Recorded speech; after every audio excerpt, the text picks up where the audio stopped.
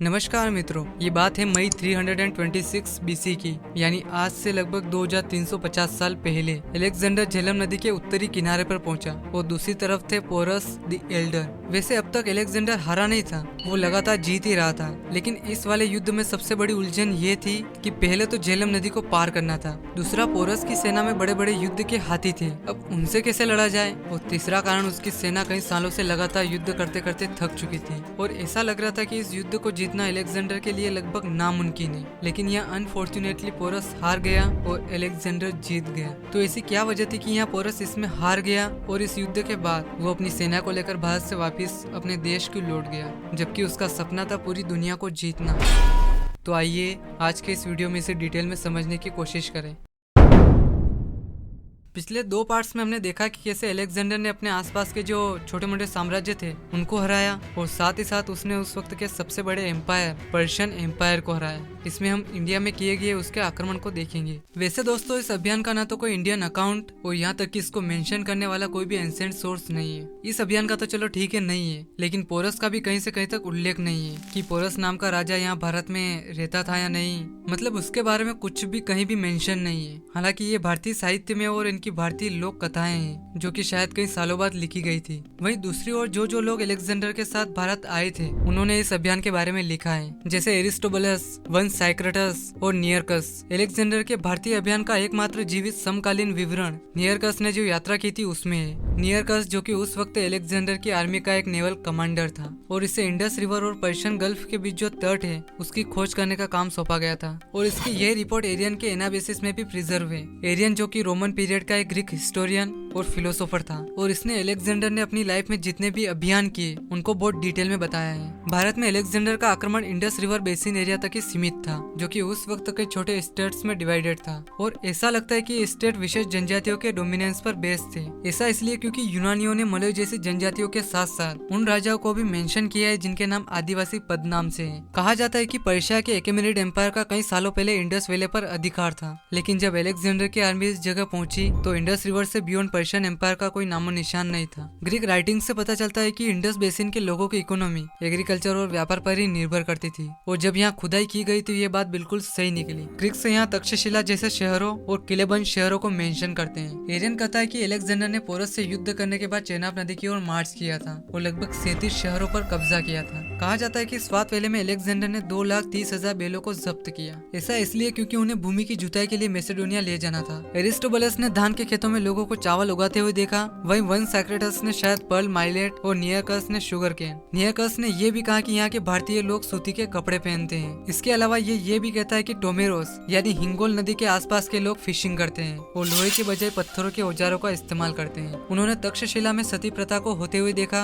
इसमें विधवा महिला अपने पति की चिता पर बैठकर आत्मदाह करती है। नियरकस इसके अलावा भारत में मेडिकल साइंस को भी मेंशन करता है। वो कहता है कि जब अलेक्जेंडर को सांप ने काट लिया था तब ग्रीक उनका इलाज नहीं कर सके, जिसके बाद वहाँ के राजा ने इंडियन हीलर्स को बुलाया जो कि कई तरह की बीमारियों को ठीक करने में सक्षम थे। सबसे पहले अलेक्जेंडर ने गांधार के जितने भी सरदार थे उनको इन्वाइट किया। ऐसा इसलिए किया क्योंकि वो सबसे अपनी अधीनता स्वीकार कराना चाहता था और इसी इन्विटेशन के बेस पर आम्बी भी इसके पास आए थे। आम्बी जो कि तक्षशिला के शासक थे और इनका राज्य इंडस से लेकर झेलम तक फैला हुआ था। 327 बीसी के एंड में अलेक्जेंडर बैक्ट्रियंस की भूमि पर कब्जा करने के लिए एमिनटस को 3,500 घोड़े और 10,000 पैदल सैनिकों को देके वो भारत पर आक्रमण करने के लिए निकल पड़ा। अलेक्जेंडर ने सबसे पहले अपना कोपेन अभियान काबुल में मई 327 बीसी से मार्च 326 बीसी के बीच शुरू किया। यह अभियान एस्पासोई, गुरियंस और एसाकेनोई ट्राइब्स के खिलाफ था। एस्पासोई जनजाति अफगानिस्तान के कुनार वैली में, गुरियंस जनजाति पंजोरा में और एसाकेनोई जनजाति स्वात और बुनार वेलियस में थी। अलेक्जेंडर को सबसे पहले इलास्टिनियाना, जिसे एस्ताकेनोई जनजाति भी कहा जाता है, इसके चीफ हेस्टिन के प्रतिरोध का सामना करना पड़ा। इनकी राजधानी पुष्कलावती थी,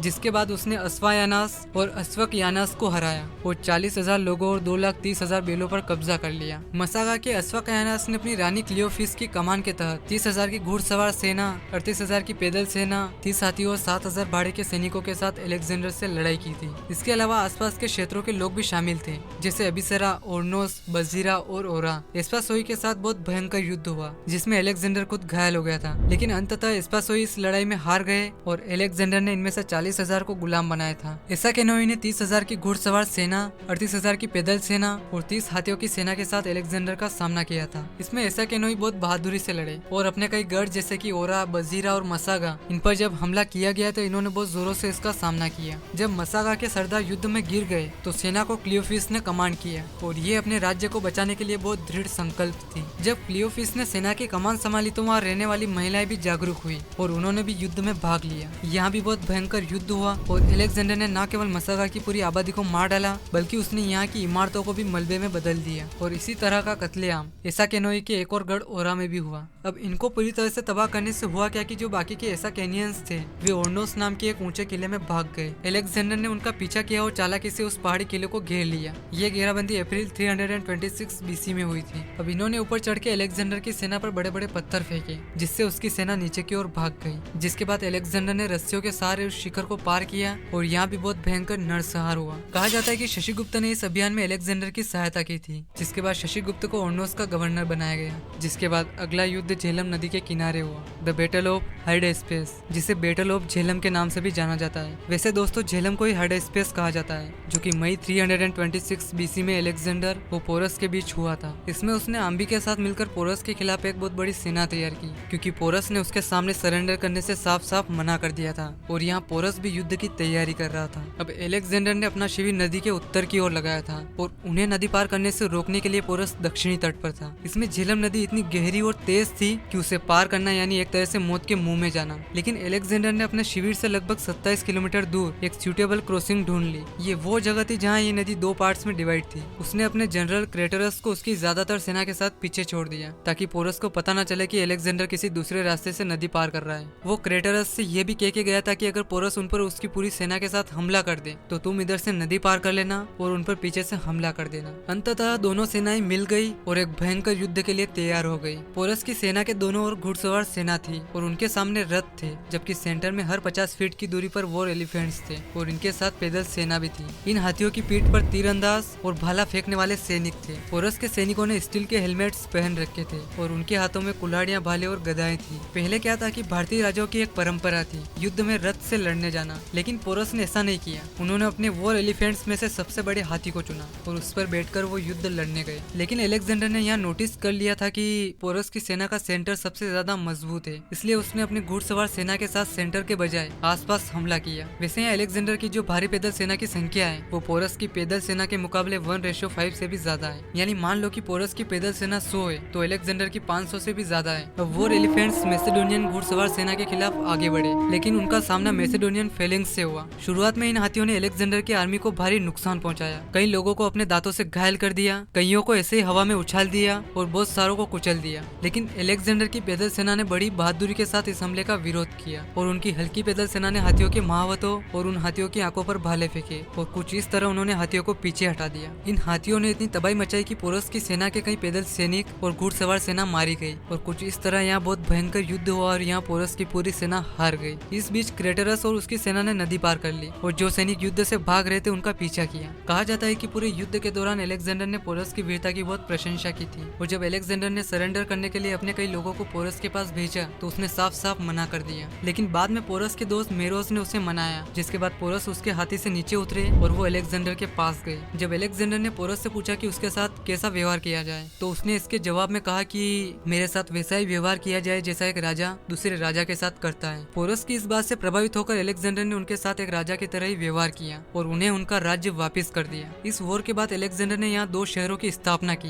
पहला नाइसिया, जो कि एक ग्रीक वर्ड है विजय के लिए। दूसरा अलेक्जेंड्रिया ब्यूसेफलस, ये उसके वफादार घोड़े के सम्मान के लिए था जो कि इस वॉर के तुरंत बाद मर गया था। पोरस की हार का मेन रीजन अलेक्जेंडर की चतुर रणनीति और उसकी आर्मी वेल डिसिप्लिन और टेक्नोलॉजी में भी बेहतर थी। पोरस की पैदल सेना और घुड़सवार सेना के पास ज्यादा अच्छे हथियार नहीं थे और इनकी तलवारों का मैसेडोनियन लोगों की सरीसा के सामने कोई मुकाबला नहीं था। चेनाब नदी पार करने के बाद अलेक्जेंडर ने कैथियंस, म्यूजिकेनस, पोर्टिकेनस और सेम्बस को भी हरा दिया। अब हुआ क्या कि पोरस के राज्य के पूर्व में गंगा नदी के पास मगध का शक्तिशाली नंद साम्राज्य और बंगाल का गंगा हृदय साम्राज्य था, जो कि पोरस के साम्राज्य से कई गुना शक्तिशाली था और इन साम्राज्यों का सामना करने से उसकी सेना डर गई। एक और कारण ये भी था कि अलेक्जेंडर की सेना कई सालों से लड़ रही थी और इस वजह से वो अब थक चुके थे। इन कारणों की वजह से उसकी सेना ने ब्यास नदी पर पर विद्रोह किया और आगे बढ़ने से साफ साफ इनकार कर दिया। अब अलेक्जेंडर यहाँ पूरी दुनिया को जीतने के लिए निकला था और उस वक्त लोगों को ये भी पता नहीं था कि ये दुनिया कहाँ खत्म होती है या ये अर्थ गोल है भी या नहीं, मतलब कुछ भी आइडिया नहीं था। और अलेक्जेंडर ने ग्रीक के गलत मैप्स का यूज करके सोचा कि ये दुनिया केवल 1000 किलोमीटर दूर यानी भारत के किनारे समाप्त हो जाएगी। इसलिए उसने अपनी सेना से बात की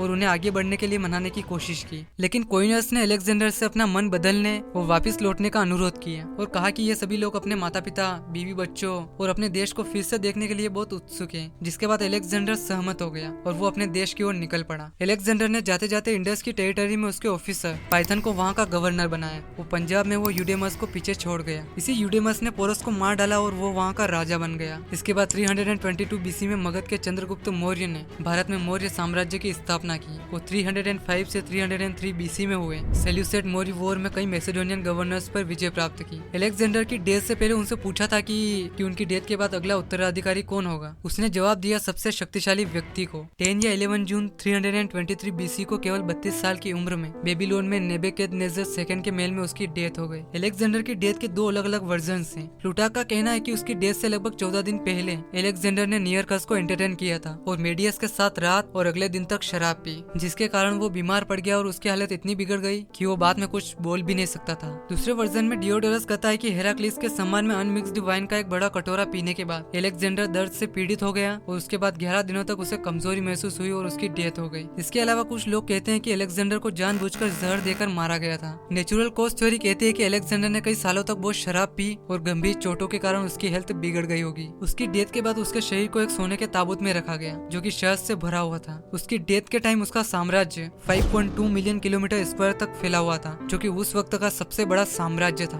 अलेक्जेंडर की लाइफ पर बेस्ड कई फिल्में जैसे 1941 की सिकंदर, 1956 की अलेक्जेंडर द ग्रेट, 1965 की सिकंदर आजम और 2004 की अलेक्जेंडर। तो ये थी कहानी अलेक्जेंडर की। वीडियो पसंद आया हो तो यहाँ क्लिक करके आप ऐसे ही पार्ट 1 और पार्ट 2 भी देख सकते हैं। बहुत बहुत धन्यवाद।